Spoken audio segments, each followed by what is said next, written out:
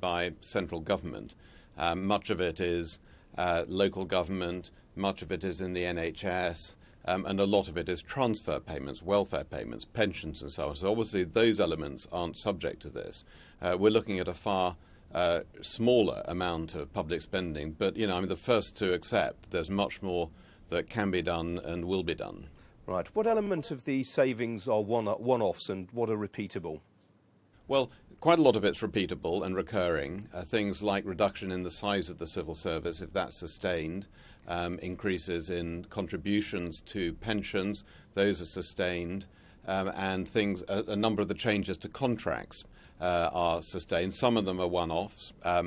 Reductions in the amount of property we occupy, for example, leasehold property, reductions in rent, those can be sustained. We're concentrating our occupation in buildings we actually own, freehold buildings, and that's sustainable. Sir Philip Green carried out an efficiency review for the government a few years ago. He suggested there that every transaction, even those below £1,000, should be specifically authorised. Is that happening yet?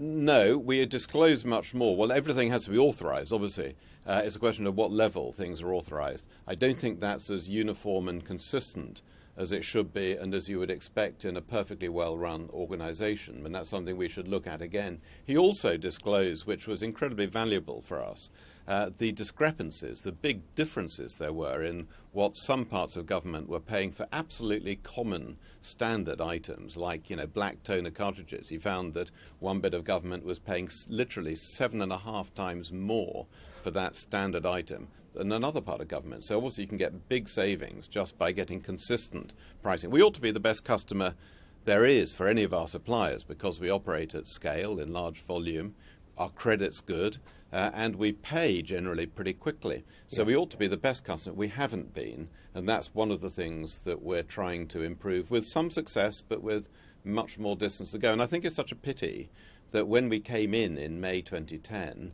so little of the preparatory work had been done. When Ed Miliband had my job, was sitting in the Cabinet Office, it didn't seem to occur to him that a good way of preventing debts mounting up for future generations